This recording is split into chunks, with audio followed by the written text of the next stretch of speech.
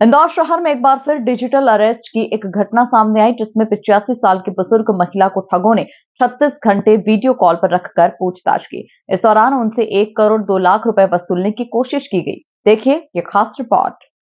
Police के अनुसार बुजुर्ग महिला नंदिनी को ठगों ने try RBI, Mumbai police, CBI अफसर बनकर धमकाया, जिसके बाद उन्हें जेट एयरवेज के मालिक नरेश गोयल केस में शामिल होने की बात कही। इसके बाद उन्हें मनी लॉन्ड्रिंग में लिप्त बताकर 267 एफआईआर की धमकियां दी। जानकारी के मुताबिक ठगों के झांसे में आकर बुजुर्ग महिला बैंक में रुपए निकालने के लिए पहुंची और इसी दौरान महिला बैंक मैनेजर को शक हुआ। उन्होंने जब बुजुर्ग महिला से बात की तो सारा मामला सामने आ गया, जिसके बाद तुरंत पुलिस को इसकी सूचना दी गई। फ़ोन पे मुझे बताया गया कि मेरे अगेंस्ट बहुत सारी एफआईआर्स हैं और नरेश गोयल नाम के व्यक्ति से मेरी मुलाकात थी और मैं उनके साथ उनके प्रोजेक्ट में काम कर रही थी। मेरा एक फेक अकाउंट उन्होंने बनाया था कैनरा बैंक में, उसके लिए वो पूछताछ कर रहे थे कि आपका अकाउंट है, ये प्रूवन है। मैंने कहा नहीं है मेरा अकाउंट, मेरा कोई अकाउंट नहीं है मुंबई में। फिर उन्होंने कहा कि आपके अगेंस्ट एफआईआर है। मैंने कहा मेरे को तो एक भी एफआईआर का पता नहीं है। फिर उन्होंने कहा उस अकाउंट से बहुत करोड़ों का लेन देन हुआ है, तो आपको तुरंत पुलिस स्टेशन आना है, कोलाबा पुलिस स्टेशन। मतलब मनी लॉन्ड्रिंग की बात, मनी लॉन्ड्रिंग, ह्यूमन ट्रैफिकिंग, पता नहीं और भी बहुत सारी बातें उन्होंने की उस प्रोजेक्ट। तो आप डर के मारे का बैंक चले गए कि पैसा देने वाली थी आप? हाँ, दूसरे दिन में तो पैसा देने चली गई थी और इन लोगों को सबको मैंने मना कर दिया कि कोई बात नहीं करेगा। इवन मेरे बेटे ने मेरे को इतना बोला नहीं देना किसी को, तो भी उनको भी मैंने बात करी थी। अच्छा, वीडियो कॉल पे कितने लोग आते थे आपके सामने? एक व्यक्ति सिर्फ। अधिकारी बन के आते थे? अधिकारी, हाँ, सारे अधिकारी, और वो भी पुलिस ऑफिसर करके कोई तो भी एक बुत बना खड़ा बैठा रहता था। उन्होंने मेरे को धमका के रखा था ना, बताएंगे तो इन लोगों को सबको, आपके बेटों को, बच्चे को, सबको यहाँ पे बुलवाएंगे, फिर आप कुछ नहीं कर पाओगे। वो बार बार कह रहा था आप मेरी माँ जैसी हैं, मैं आपको बचाऊंगा। उस समय मेरे ध्यान में नहीं आया कि मेरी इतनी एफआईआर होने के बाद ये मुझसे इतना मीठा क्यों बोल रहा है। मुझे बार बार ये लग रहा था कि ये मुझे बचाने की कोशिश क्यों कर रहा है। बैंक वालों ने सबसे पहले बहुत ही ज़्यादा मदद की मुझे, और सारे डर भी गए थे जो छोटे वाले जो ऑफिसर्स रहते हैं कि मैडम कंप्लेंट कर देंगी तो हमारी नौकरी चली जाएगी। बट पुष्पांजलि कल शाम को आया था।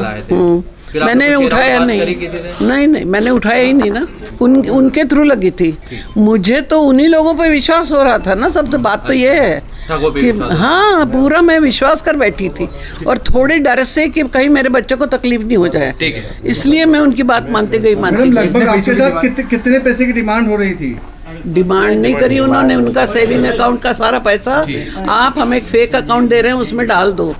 उसमें भी मैंने उनसे क्वेश्चन किया कि आप फेक क्यों बनाएंगे, तो वो कहने लगे नहीं ये तो सीबीआई का काम है। फिर सीबीआई सुनकर मैं भी चुप रह गई कि सीबीआई के पता नहीं क्या क्या तरीके होते हैं। आपका नाम? ऐसे कर नंदिनी चिपलूनकर। देखिए, इसमें मैं आपको विस्तार से बताता हूँ। ये 27 की इवनिंग में मेरे पास एक कॉल आया था, जो कि पुष्पांजलि गुप्ता मैडम थी।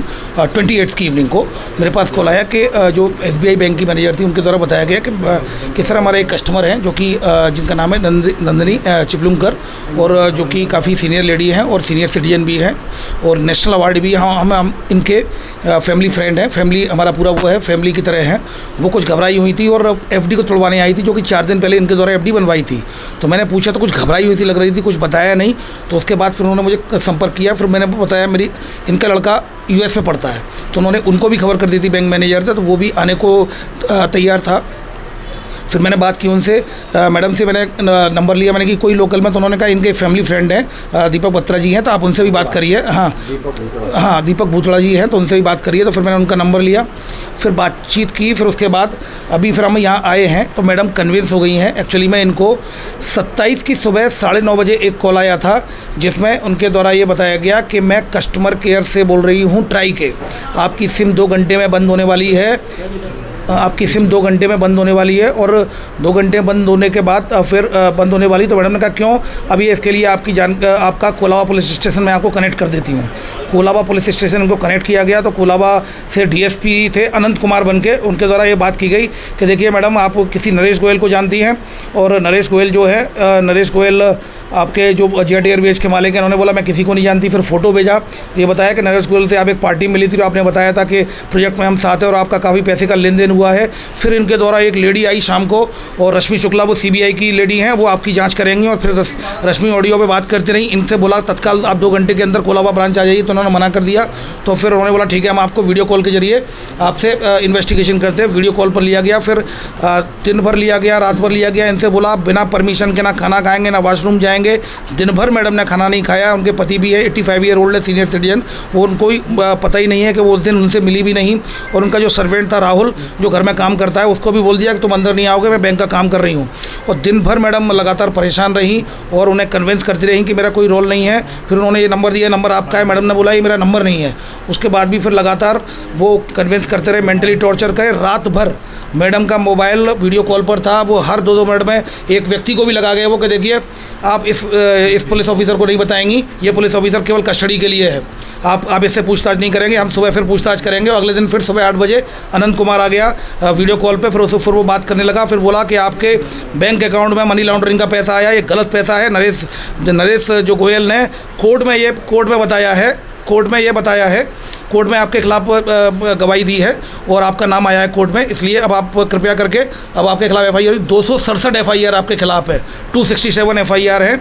अब आप तत्काल जाइए, क्योंकि RBI का एक अकाउंट है, हम एक अकाउंट नंबर दे रहे हैं, वहाँ से पैसे ट्रांसफ़र करिए। हम पहले ये चेक करेंगे लीगल है इलीगल। आपके कुल अकाउंट में जो सेविंग अकाउंट है उसमें 52 लाख थे और 50 लाख की FD ही 4 दिन पहले इन्होंने बनाई थी, उसको तुड़वाने के लिए मैडम चली गई थी। वो तो पुष्पांजलि गुप्ता SBI की जो मैनेजर थी, उसको कुछ हुआ तो उसने बोला कि मैडम सर्वर डाउन है अभी, मैडम आप कल आना। तो उसने बताया सर्वर डाउन। फिर मुझे खबर की, फिर दीपक जी जो इनकी फैमिली हैं वो तत्काल यहाँ आए, उन्होंने बैंक वालों से मिले और यहाँ इनको कन्विंस किया। फिर हमारी भी फ़ोन पर बात हुई तब जाके मैडम एक कन्विंस हुई हैं। फ़िलहाल 1 करोड़ 2 लाख का जो डिजिटल अरेस्ट हो सकता था वो घटना इनके जो SBI बैंक मैनेजर जो है पुष्पांजलि गुप्ता, उनकी होशियारी से, इनके साथ जो फैमिली मेम्बर है दीपक बूथड़ा, उनकी होशियारी से और समय पर पुलिस को सूचना दी गई और मैडम कन्विंस हो गई। मैडम का व्यवहार ऐसा हो गया था कि मैडम ने अपने फैमिली फ्रेंड को ये बोल दिया जो बच्चे की तरह है कि ये मेरा पैसा है, मैं तोड़ूंगी FD को, आप कौन होते हैं, आप जाइए। सबको बिल्कुल कर दिया था। इस तरह से साइकोलॉजिकली उन्होंने मेंटल अरेस्ट कर लिया था। और मैडम के बारे में बता दूं आपको, 81 ईयर ओल्ड हैं, इनके हस्बैंड 85 ईयर ओल्ड हैं, जो कि LIC में मैनेजर रहे हैं। और इसके अलावा मैडम खुद सेंट्रल स्कूल में 40 ईयर्स तक उन्होंने लगातार पढ़ाया है, प्रिंसिपल भी रही हैं और इनको नेशनल अवार्ड भी मिला है सेंट्रल स्कूल की तरफ से दिल्ली से। कुल मिलाकर देखा जाए तो इंदौर शहर में एक बार फिर से डिजिटल अरेस्ट की एक घटना सामने आई, जिसमें 85 साल की बुजुर्ग महिला को ठगों ने 36 घंटे वीडियो कॉल पर रखकर पूछताछ की। इस दौरान उनसे 1 करोड़ 2 लाख रुपए वसूलने की कोशिश की गई। Bureau report, MP news, Indore.